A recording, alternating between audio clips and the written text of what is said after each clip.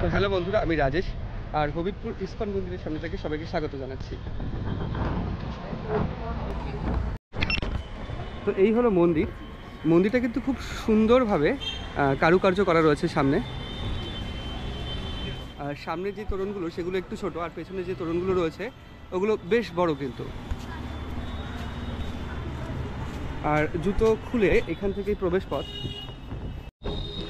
তো এর ভেতরে, মন্দিরের ভেতরে জগন্নাথ মন্দিরের মূর্তি আছে জগন্নাথের, কিন্তু ব্যাপার হচ্ছে ভেতরে ফটোগ্রাফি বা ভিডিওগ্রাফি অ্যালাউ নেই। তার জন্য ভেতরে গিয়ে ওইটা করা যাবে না, বাইরে থেকে দর্শন মানে বাইরে থেকে যতটুকু ভিডিও করা যাবে আর ভেতরে গিয়ে এমনি দর্শন করা যাবে। তো বাইরে থেকে যতটুকু দেখানোর চেষ্টা করছি। তো এই মেন গেট দিয়ে এখন ভেতরে প্রবেশ করছি। ভেতরে এই পর্যন্তই আমি দেখাতে পারছি, আর বেশি দেখাচ্ছি না।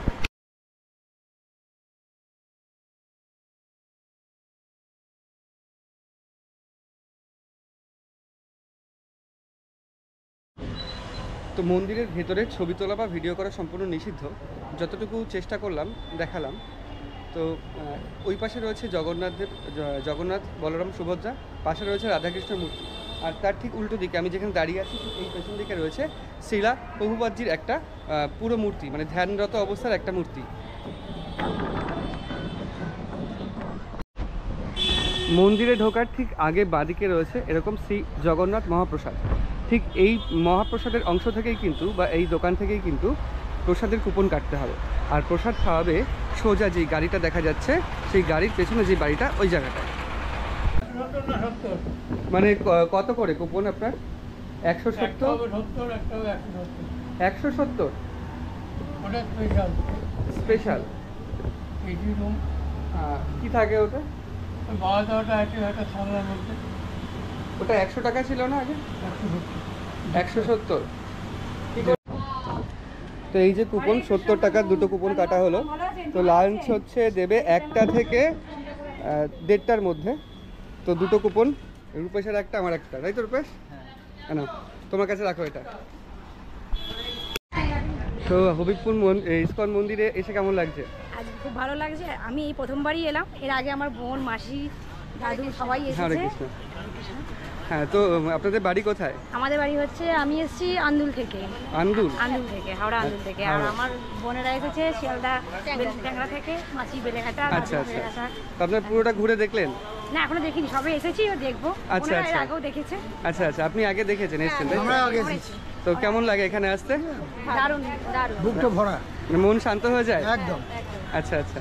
তো প্রসাদের কুপন কাটলেন নাকি? আচ্ছা, প্রসাদটা কোথায় যায়, কোন জায়গাটা? সোজা যেই জায়গাটা, ওইটা, তাই তো? আচ্ছা আচ্ছা, ঠিক আছে, ঘুরুন তাহলে। হরে কৃষ্ণ। হ্যাঁ, হরে কৃষ্ণ। তো মন্দিরের পাশে ডিজাইনটা ঠিক এইরকম। ভেতরে হচ্ছে ছায়া স্নিগ্ধ পরিবেশ, বেশ মনোরম। আর মন্দিরের সোজা এই জায়গাটা বললাম খাওয়ার জায়গা, আর এই দিকে বাঁ দিকে চলে গেলে যে অফিস কার্যালয় যেটা, সেটা। আর এইখানে রয়েছে হচ্ছে রথ রাখা। এই রথটা পুরোপুরি সাজিয়ে এটাতে করেই রথযাত্রার দিন জগন্নাথ, বলরাম, সুভদ্রাকে এখান থেকে নিয়ে যাওয়া হয়। তো ওই মন্দির কার্যালয়ের যে রাস্তা, সেই রাস্তা দিয়ে আমি এবার ভেতরের দিকে প্রবেশ করছি। বেশ মনোরম পথ, খুব সুন্দর সাজাতে গোছানো মন্দিরটা। তো এপাশে যেই বড় বিল্ডিংটা তৈরি করা হচ্ছে, ওখানে কিছু মানুষও রয়েছে দেখছি। লিফটের কাজ চলছে।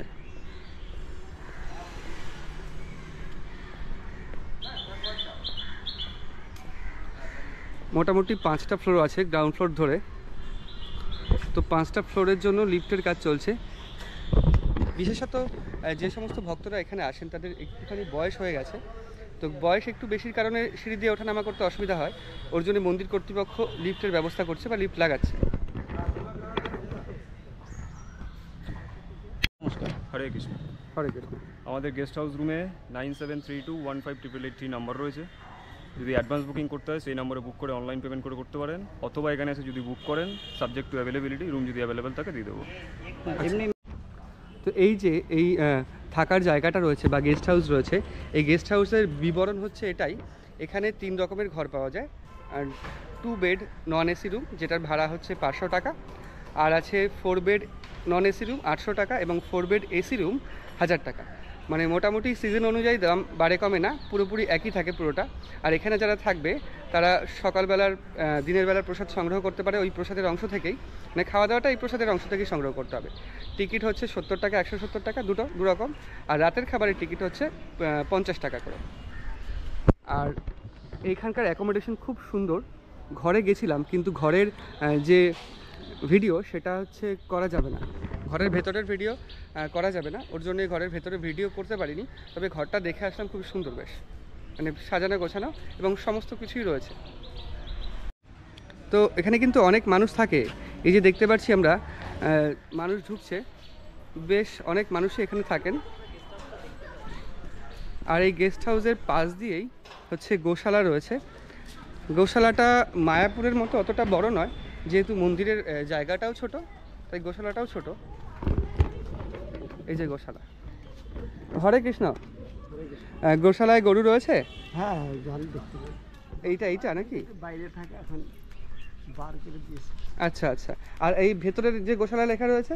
হ্যাঁ, একটু ভিতরে। আচ্ছা ভিতরে এখন সব ছাড়া আছে। আচ্ছা, ভেতরে ছাড়া আছে এখন।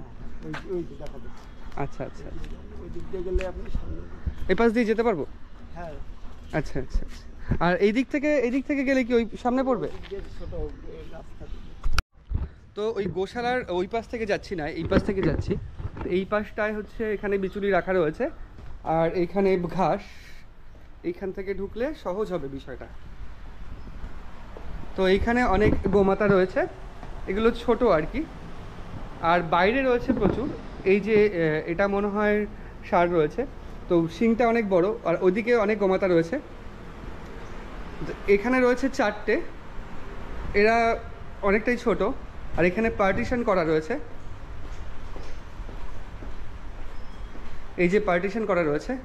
তো এই পাশে রয়েছে কিন্তু ষাঁড় পুরোপুরি, মানে এই পার্টিশনের ওই পাশে ষাঁড় থাকে আর এই পাশে থাকে গোমাতা। তো ব্যাপার হচ্ছে এই জায়গাটা প্রায় 25 থেকে 30টা গোমাতা থাকে, কিন্তু এই জায়গাটা খুব পরিষ্কার, মানে ডেডিকেটেড লোক রাখা থাকে এই কাজ করার জন্যে। তবুও জায়গাটায় এক ফোঁটা কিন্তু গন্ধ নেই, যে একটা তীব্র গন্ধ গোয়াল ঘরে গেলে নাকে লাগে, সেই তীব্র গন্ধ একেবারেই নেই। এই জায়গাটা বেশ পরিষ্কার, মানে প্রতিনিয়তই পরিষ্কার করা হয় এই জায়গাটা, যাতে গোমাতাদের অসুখ বিসুখ না হয় এবং পরিষ্কার এবং পরিচ্ছন্নতার মধ্যে দিয়ে থাকতে পারে। আর খাওয়ার জায়গাগুলো দেখো, পুরোপুরি সিমেন্টের এরকম বাঁধানো রয়েছে এবং প্রত্যেকটাতেই কোনোটাতে জল, কোনোটাতে বিচুলি, আবার কোনোটাতে মেখে দেওয়া খাবারও রয়েছে। বেশ সুন্দর কিন্তু এই জায়গাটা, মানে ছোটোখাটোর মধ্যেও বেশ সুন্দর। আচ্ছা, একটা বিষয়, এই যে গোশালা তো মনে হয় প্রতিদিনই পরিষ্কার করা হয় খুব সুন্দরভাবে, এই জন্য আলাদা লোক থাকে। মানে এত সুন্দর, মানে এতগুলো গরু রয়েছে, প্রায় 25-30টা গরু হবে, সেপারেট লোক থাকে। আর এই যে মাঝখান থেকে পার্টিশন করা রয়েছে, ওই দিকের গরু এই দিকের গরুর মধ্যে কিছু পার্থক্য আছে নাকি? ওখানে আপনাদের ষাঁড় থাকে। আচ্ছা, ওই পাশে ষাঁড় থাকে এর পার্টিশনের ওই দিকটায়, আর এই পাশে গরু। আচ্ছা আচ্ছা আচ্ছা, তো ঠিক আছে, হরে কৃষ্ণ, ভালো থাকবে। তো গোমাতাদের খাওয়ার জন্য যে বিচুলি ঘাস কাটা হয় সেটা কিন্তু পুরো যন্ত্রচালিত একটা ব্যাপার। তো এখানে যন্ত্র রয়েছে, এই যে পুরোপুরি মোটরের মাধ্যমে এই অংশটা দিয়ে, এই জায়গাটা দিয়ে ঘাসগুলো পুরো কাটা হয়। বেশ ধার কিন্তু এই জায়গাটা, কতটা মিহি করে কাটা হয় দেখো। মানে গোমাতাদের জন্য এখানে পুরোপুরি একটা ব্যবস্থাপনা করা হয়েছে। এখানে একটা ছোট ইস্কন মন্দির, কিন্তু বেশ সুন্দর এবং পুরোপুরি গোছানো একটা ব্যাপার রয়েছে এখানে। ওই দিক থেকে যেটা দেখালাম এটা পুরোপুরি গোচারণ ক্ষেত্র। তো ব্যাপার হচ্ছে এইখানে একটু ঘাস কমে গেছে, কিন্তু ওই পাশটা পুরো ঘাস রয়েছে আর ওখানে রয়েছে গোমাতারা। এটা পুরোপুরি এই যে রেলিং দিয়ে করা রয়েছে, পুরোপুরি এই যে রেলিং দেওয়া রয়েছে, এই পুরোটাই হচ্ছে গোচারণ ক্ষেত্র, ভেতরের অংশটা। আর এখানে যেই ঘরগুলো রয়েছে, এখানে বেসিক্যালি যারা হচ্ছে এখানকার স্টাফ তারা থাকেন আর কি, মানে গোশালার যারা স্টাফ তারা ওখানে থাকে। গেস্ট হাউসের পেছন দিক দিয়ে দৃশ্যটা ঠিক এই রকম, প্রত্যেকটা যে ব্যালকনি রয়েছে ব্যালকনির গায়ে কিন্তু নেট দেওয়া রয়েছে। নেট মানে বড় নেট নয়, ছোট ছোট নেট দেওয়া রয়েছে, যেই নেট দিয়ে মশা ভেতরে না ঢুকতে পারে। মানে মশা আটকানোর জন্য এই উপায়টা খুব সুন্দরভাবে করা হয়েছে। খুব ভালো লাগছে এখানে দেখে। তো ইসকন মন্দিরের জায়গাটা ছোট হলেও এখানে কিন্তু পুরোপুরি সেট আপ করা রয়েছে একটা, মানে খুব সুন্দর ব্যবস্থাপনা। দেখো ওই যে গোশালায় গোমাতাদের ঘাসের চাষটা পুরো ওইদিকে হচ্ছে, আর এখানে এই লাউ কুমড়ো এইসবের চাষ হচ্ছে এখানে পুরোপুরি। এদিকে এখানে কি এই চাষগুলো এখান থেকে করা হয়েছে? হ্যাঁ, সাধু বাবার আশ্রম থেকেই করা হয়েছে। তাই এইখান থেকে যেই চাষগুলো হয় আর কি, যেই ফসলগুলো বা সবজিগুলো উৎপন্ন হয় সেগুলো কি ভগবানকেই দেওয়া হয়? ভগবানকে দেয়, ভক্তরা খায়। ভগবানকেই দেওয়া হয়। ভক্তকে দেওয়া বা এই যে রান্নাঘরের যেটা সেটা রান্না হয়, তাই তো? কি কি চাষ করা হয়েছে তাও এখানে? এমনি ধানের চাষ করা হয়েছে, তারপরে যে চাল কুমড়ো, তারপরে মিষ্টি কুমড়ো, গ্যামা যে গরুর যে খাবারটা হ্যাঁ, ওই ঘাসটা দেখলাম। আম গাছ, কাঁঠাল গাছ, সবজি চাষ সবই হচ্ছে, ফল ফুলরি গাছ, ফুলের গাছ। 40টা গরু আছে? হ্যাঁ। আচ্ছা আচ্ছা আচ্ছা। তার জন্য এখানে গরুর জন্য রান্না হচ্ছে খুদের ভাত। গরুর জন্য রান্না হয় আলাদা? খুদের ভাতেই যে দুয়ারে উনান, বড় উনান, আচ্ছা। খুদের ভাত, ভুট্টা। আপনি কি এই গরুর বিচুলি কাটছেন নাকি? না না, আমি বিচুলি কাটছি না, আমি যে এখানে ধান হয় সবজি। ও আচ্ছা আচ্ছা, এগুলো ধান না? হ্যাঁ, ধান ছেড়েছে, ওই যে বিচুলিগুলো সব গরুদের খাচ্ছে, আর এই কুটির ধানগুলো আমরা বার করছি। এই ধানগুলো কি করবেন? এগুলো মালন দিয়ে বের করে ঝেঁটে এনে পরিষ্কার করে দিচ্ছি, যেগুলো ওনারা নেবে আমরা ভাগ করে নেবো। আচ্ছা আচ্ছা আচ্ছা। ধরেন দাম দেবেন আমাদের। আচ্ছা আচ্ছা আচ্ছা। মানে ধানগুলো মানে কষ্ট করে নিচ্ছি, আমরা গরিব মানুষ। আচ্ছা আচ্ছা আচ্ছা। যে নষ্ট হয়ে যাবে তাহলে তোমরা গুছি টুছি নিয়ে তোমরা নেবা, আমাদেরও দেবা, এই তার জন্য নিচ্ছি। আমাদের ধানের চিরা টিরা হয়, এই সবজির মধ্যে চিরা ভাঙানো হবে, জামাই টামাই আনতে হবে না। আপনাদের বাড়ি কোথায়? আমাদের বাড়ি কলাইঘাটা, এখানে বাবার বাড়ি, আমার বাড়ি হচ্ছে ফুলিয়া। ফুলিয়াতে? আচ্ছা আচ্ছা। ফুলিয়া তেগনি গ্রাম বলে, আর বলদের কাছাকাছি। ঠিক আছে, ভালো থাকবেন, অনেক ভালো লাগলো। হ্যাঁ, যাবেন আমাদের এখানে, ফুলিয়াতে যাবেন। হ্যাঁ, যেটা মেলার কথা বলছিলেন, হ্যাঁ। তো মেলা কিরকম হয় এখানে? খুব ভালো মেলা হয়, দেখবে কত ঠিনের মানুষ আসবে, এত ভিড়, রাস্তা দিয়ে সেদিন গাড়ি চলবে না, বন্ধ রাখবে। এই ঠাকুর নাচ গান করতে করতে বাজনা দিয়ে রানাঘাট যাবে ঠাকুর। হ্যাঁ, সোজা রথের দিন? হ্যাঁ, সোজা রথের দিন এখান থেকে রানাঘাট যাবে? মানে মাসি বাড়ি রানাঘাটে? হ্যাঁ হ্যাঁ, মাসি বাড়ি রানাঘাটের কোথায়? এই যে কোটমোড়ে রানাঘাটের রথতলা? রাখে। আচ্ছা আচ্ছা আচ্ছা। কোটমোড়ে রাখে, পাঁচিল দিয়ে। কোটমোড়ে রাখে? হ্যাঁ, পাঁচিল দিয়ে ঘাড়া আছে। ওখানে এক সপ্তাহ থাকে? এক সপ্তাহ, 7 দিনের পরে আবার উল্টো রথের দিন। উল্টো রথের দিন চলে আসবে? হ্যাঁ, এই যে 7 দিন কি মেলায় ইসকনের ভেতরেই হয়? ইনারা ওখানেই থাকবে, ইনারা ওখানে দোকান পাশারি করবে, খাবারের দোকান চুরি মালা সব কিছু থাকবে। আচ্ছা আচ্ছা। যে নিবে তার পয়সা। মানে রানাঘাটে? হ্যাঁ, রানাঘাটে দেখবে, কোটমোড়ে জিজ্ঞেস কোটমোড়ে? আচ্ছা কোটমোড়ে কত মেলা দিবে, ওখানে ভাড়া দেয় ওনারা। তারপরে নিয়ে আসবে 7 দিনের পরে, সেদিনকে খিচুড়ি হবে। হ্যাঁ, এখানে খিচুড়ি হবে? এখানে খিচুড়ি হবে। আচ্ছা, ওই যে খিচুড়ি হবে সেই দিন কি খিচুড়ির জন্য আবার এই প্রসাদের জন্য টিকিট কাটা লাগবে না? ওটা ফ্রি? না না না না, এটা ফ্রি। আচ্ছা আচ্ছা, সবার জন্য? হ্যাঁ, সবার জন্য। মহাপ্রভু প্রসাদ, ভগবানের প্রসাদ সকলকে দেয়। মানে মোটামুটি যারা আসতে চায় সামনে রথযাত্রার দিন, সোজা রথের দিন, মোটামুটি কটায় এখান থেকে যাত্রা শুরু হয় যদি তারা এই যাত্রায় অংশগ্রহণ করতে চায়? 3টের সময়। গাড়ি বন্ধ করে তো, রাস্তার গাড়ি বন্ধ করে দিবে তো। আচ্ছা আচ্ছা, মানে বিকেল 3টের সময় হয়? হ্যাঁ, বিকেল 3টের সময়। আর যারা আসতে চায় তারা 3টের মধ্যে চলে আসবে? 3টের মধ্যে আসতে হবে। এখান থেকে যাত্রা শুরু করে রানাঘাট যেতে কতক্ষণ সময় লাগে?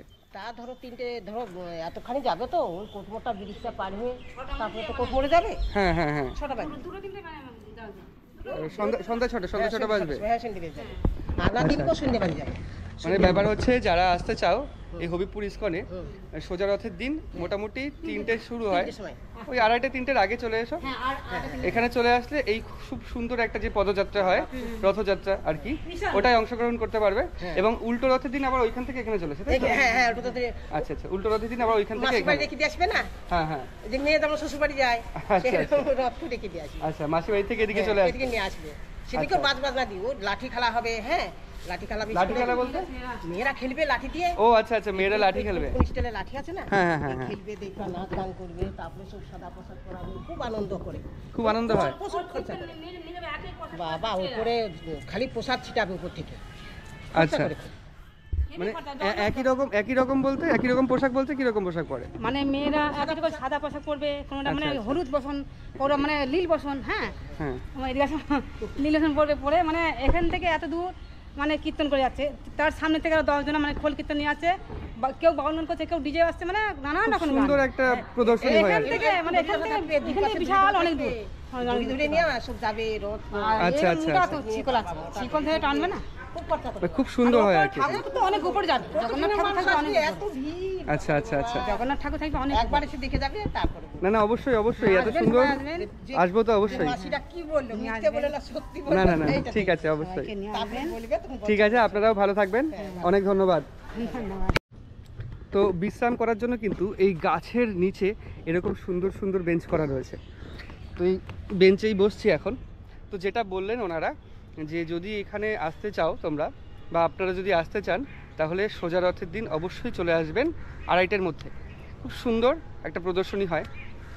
চেষ্টা করছি আমিও আসার, কারণ এত সুন্দর একটা প্রদর্শনী নিজে চোখে দেখার একটা মনে থেকে ইচ্ছে জাগলো ওনাদের কথা শুনে। তো আপনারাও চলে আসবেন, খুব সুন্দর প্রদর্শনী হয় এখানে। তো দেখো এই ইস্কনে কত বড় কড়াইতে রান্না হয়, এরকম বিশাল বিশাল কড়াই। পাশে রাখা হয়েছে ছোট কড়াই, কিন্তু এরকম বিশাল বিশাল কড়াই এখানে রান্না হয়। মানে প্রায় অনেকজনের রান্নাই হয়, ওই জন্য এত বড় কড়াই ব্যবহার করা হয়। তো বেসিক্যালি তো এই কুপন নিয়ে চলেছি যেখানে হচ্ছে প্রসাদ বা ভোগ দেবে সেখানে। এই হচ্ছে ঘর প্রসাদের, এই যে কুপন দেখিয়ে ঢুকতে হবে। তো ঢোকার মুখে এই যে সেবিকা দাঁড়িয়ে আছেন, টিকিটটা জমা দিয়ে ঢুকতে হবে ভেতরে। এবং ভেতরে চলছে খাবার দান করার। আচ্ছা কোথায় বসবো, কোন দিকটায় বসবো? তো একটা বিষয় ভালো, যারা বয়স্ক বসতে পারে না তাদের জন্য বেঞ্চের ব্যবস্থা করা হয়েছে। দীর্ঘ প্রতীক্ষার পরে কিন্তু সেবকেরা প্রসাদ নিয়ে আসছেন। তো প্রথমে ভাত,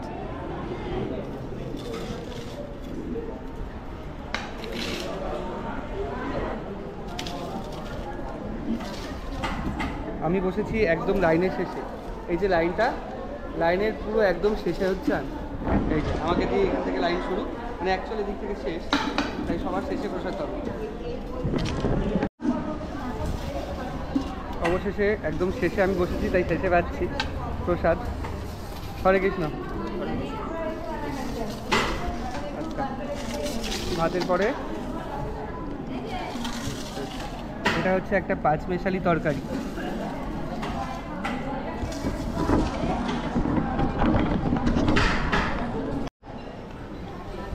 এই যে প্রসাদ,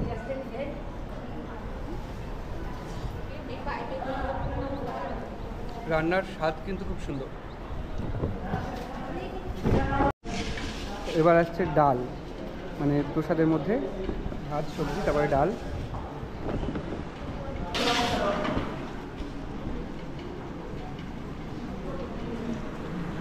ঠিক আছে ঠিক আছে, আমি হ্যাঁ অন্য লাগবে। তো দ্বিতীয়বার অন্য এরকম অল্প অল্প দেবেন। হ্যাঁ হ্যাঁ হ্যাঁ, হরে কৃষ্ণ। তারপর হচ্ছে আলু পটলের তরকারি। এবার চাটনি,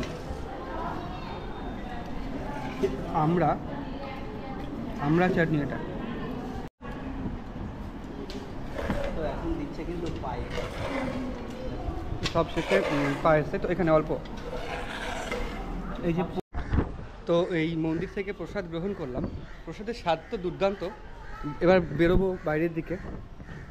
তোমরা যদি এখানে আসতে চাও, রানাঘাট থেকে শান্তিপুর লোকাল ধরতে হবে, বা শিয়ালদা থেকে যদি আসতে চাও সোজাসুজি শিয়ালদা থেকে শান্তিপুর লোকাল। শান্তিপুর লোকালে করে হবিবপুর নামতে হবে। হবিবপুর স্টেশনে নেমে, মানে শান্তিপুরের 2টো স্টেশন আগে, হবিবপুর 2টো না অ্যাকচুয়ালি, শান্তিপুরের আগে কৃত্তিবাস, ফুলিয়া, তার আগে হবিবপুর। রানাঘাটের থেকে তার প্রথমে হচ্ছে কালীনারায়ণপুর, তারপরে হবিবপুর। রানাঘাট থেকে 2টো স্টেশন পড়ে। তো নেমে ওখান থেকে 10 টাকা টোটোর বিনিময়ে সোজা চলে আসতে পারবে এই ইস্কন মন্দিরে। এই হলো হবিবপুর ইস্কন মন্দিরের সম্পূর্ণ একটা তথ্য সমৃদ্ধ ভিডিও।